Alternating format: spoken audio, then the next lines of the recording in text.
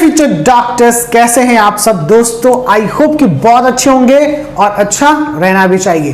दोस्तों आज का ये वीडियो बहुत ही इंपॉर्टेंट और बहुत ही जरूरी, क्योंकि नीट के फॉर्म फिलिंग का प्रोसेस और सेशन चल रहा है। दोस्तों नीट फॉर्म फिलिंग प्रोसेस 7 मार्च तक चलेगा। इस दौरान आपके साथ बहुत सारी गलतियां होती हैं। ये गलतियां कई लोग कर बैठते हैं और अपने फॉर्म के रिजेक्शन का कारण बनाते हैं। दोस्तों इन गलतियों से कैसे छुटकारा पाए, इसको लेके मैंने बहुत सारी बातें कह दी है, बहुत सारे वीडियोस मेरे अपलोड हो चुके हैं, लेकिन उसके बावजूद भी कई मुझे मैसेजेस आ रहे हैं कि सर क्या मैं फोटो को कैसे रख सकता हूं, बिना नाम के डाल सकता हूं या नहीं डाल सकता हूं, मेरा नाम आधार कार्ड में इधर उधर है और सर्टिफिकेट में इधर उधर है। बहुत सारे प्रश्न हैं, सारे प्रश्नों का जवाब मैं इस वीडियो में दूंगा आपको, और भी कुछ ऐसी नई बातों को बताऊंगा जो बहुत ही इंपॉर्टेंट होगी आपके लिए। तो दोस्तों पैनिक नहीं होना है। फॉर्म में अगर गलतियां भी हो गई हैं तो उसका भी सॉल्यूशन है आपके लिए, साहिल सर लेके आएंगे। चलिए स्टार्ट करते हैं इस वीडियो को बिना देर किए हुए और जानते हैं कि इस वीडियो में क्या है खास बातें जो हमारे नीट यूजी एग्जामिनेशन 2025 के लिए जरूरी होंगी। सबसे पहले बात करते हैं कि यार जा मैंने बहुत बड़ी गलती कर दी, मेरा फॉर्म में तो ये मिस हो गया, मैंने ये क्या कर दिया यार, जा मैंने फोटो अच्छा से अपलोड नहीं किया, उस पे तो मैंने डीओपी ही नहीं दिया, डेट ऑफ फोटोग्राफी नहीं दिया, जबकि एनटीए ने मैसेज किया था मुझे, सॉरी एनटीए ने अपने साफ गाइडलाइन बुक में ये बात कह दी थी कि आपको डीओपी के साथ में फोटो को देना है। इट्स मीन आपका डीओपी पता चलना चाहिए, 1 जनवरी 2025 के बाद का फोटो होना चाहिए। ये भी परेशानी हो गई, भैया मैं क्या करूं, मेरे सर्टिफिकेट पे नाम अलग है और आधार कार्ड पे नाम अलग है, क्या होगा, मेरा फॉर्म रिजेक्ट हो जाएगा क्या। अरे यार ये कैसे हो रहा है, मेरा तो अभी एक 10th सर्टिफिकेट मेरा खो गया है, गायब हो गया है, और कैसे दूं, जीरोक्स अगर दे देता हूं अभी तो जीरोक्स मुझे स्कैन करके देना पड़ेगा, ओरिजिनल तो है नहीं, इसके लिए क्या करना होगा। दोस्तों बहुत सारे प्रश्न होंगे आपके, सारे बातों का सॉल्यूशन साहिल सर लेके आते हैं। बहुत बड़ी गलती हो गई ना, क्या गलती हो गई फॉर्म भरने के दौरान में, तो ये गलती को कैसे सुधारा जाए, तो चलिए स्टार्ट करते हैं। गलती को सुधारने के लिए सबसे पहले पॉइंट पे मैं आता हूं। आपका सबसे पहला पॉइंट है फोटो से रिलेटेड। किससे रिलेटेड है? फोटो जो है भैया आपका ये एकदम बिल्कुल 1 जनवरी 2025 के बाद का होना चाहिए, के बाद का। एकदम याद रखिएगा इस बात को बहुत बिल्कुल और अच्छे ढंग से। ये पहला पॉइंट था। सेकेंड पॉइंट पे आते हैं, ये 1 जनवरी 2025 का के बाद का आपका फोटो होना चाहिए। फोटो पे DOP it's mean date of photograph होना चाहिए। जैसे 1 जनवरी 2025 का तो आप 2 जन 2025 का दे सकते हैं। उसके बाद जब भी अभी 25 में तो डेफिनेटली इस बीच में अभी तक आज का डेट हो गया हमारा 25 फेब, आज तक के डेट में ये फोटो आप दे सकते हैं। या 7 मार्च को आप लास्ट फॉर्म भरने वाले हैं, क्योंकि लास्ट डेट आपका फॉर्म का कितना है 7 मार्च,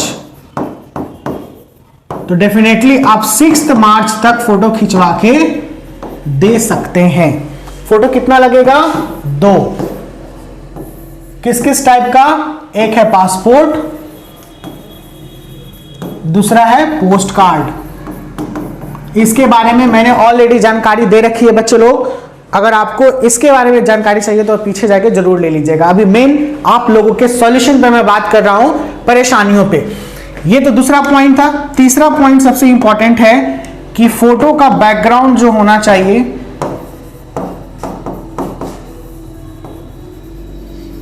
ये बिल्कुल व्हाइट होना चाहिए। क्या होना चाहिए? व्हाइट। मैं उन बच्चे लोगों के बारे में बात कर रहा हूं 4th नंबर पे।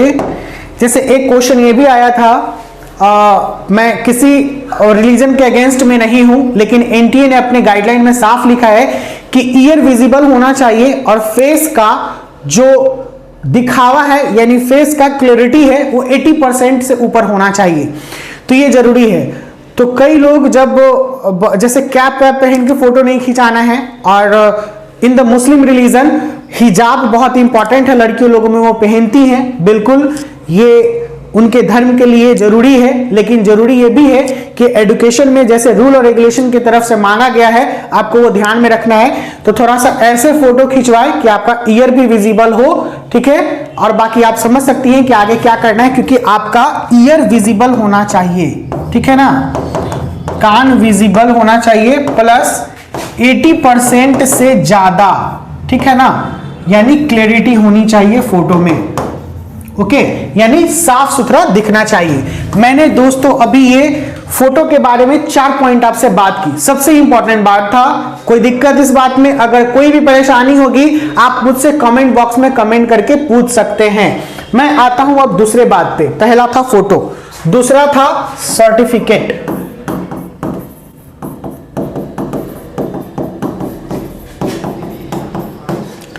यानी सबसे मेन चीज आपका 2 चीजों का, पहला पॉइंट 10th प्लस 12th का सर्टिफिकेट आपसे मांगा जा रहा है। आपको बखूबी मिलाना है कि मेरा नेम जो सर्टिफिकेट पे है, सर्टिफिकेट नेम और आधार नेम, ये दोनों सेम होना चाहिए, डिफरेंट नहीं। क्या नहीं? डिफरेंट नहीं होना चाहिए। अगर आपका डिफरेंट हुआ किसी पे भी, दोनों पे भी, तो आप आधार सेंटर पे, क्योंकि अभी हो सकता है जो आधार सेंटर है यहां जाके इसे आप करेक्ट करा लीजिए एज सून एज पॉसिबल, जितना जल्दी हो, ठीक है। नहीं तो फिर this is the reason for your form rejection, ये आपका कारण बन सकता है फॉर्म रिजेक्शन का बच्चे लोग। तो ये बात को ध्यान रखिएगा। तो क्यों ही टेंशन लेना, अगर जब मेरे पास समय है तो मैं इसे ठीक करवाऊंगा या करवाऊंगी। इसलिए सर्टिफिकेट का नेम कुछ भी नहीं, यानी ये नहीं कि रमन राम सागर, एक बच्चा का 3 नेम है, ठीक है। यानी यही, जैसे बहुत सारे होते हैं, एक आध क्वेश्चन ही आया था, रमन राम सागर आपका सर्टिफिकेट में नेम है, ठीक है। मैं लिख देता हूं सर्टिफिकेट नेम, लेकिन यही नाम राम रमन सागर, यही नेम आपका आधार कार्ड में कर देता है।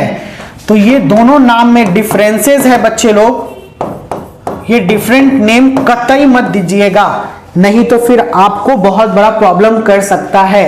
आपके नाम में ऐसा डिफरेंसेस नहीं होना चाहिए, चाहे टाइटल नेम या वगैरह वगैरह। अब इसी सर्टिफिकेट के बाद, नेम तो मैंने सर्टिफिकेट और आधार कार्ड का बता दिया। एक ये भी क्वेश्चन था कि सर जो मैं जैसे श्री वगैरह, श्री लगाना है या फिर ये लगाना है, लगा सकता हूं कि नहीं लगा सकता हूं नेम में? बिल्कुल लगा सकते हैं आप, क्यों नहीं लगा सकते हैं, जरूरी है श्री लगाना, या फिर जो भी एक मिस्टर मिसेज ये करके ये लगा सकते हैं। सर्टिफिकेट पे नहीं भी है तो वो चलेगा, उसमें कोई इश्यू नहीं है, कोई बड़ी बात नहीं है।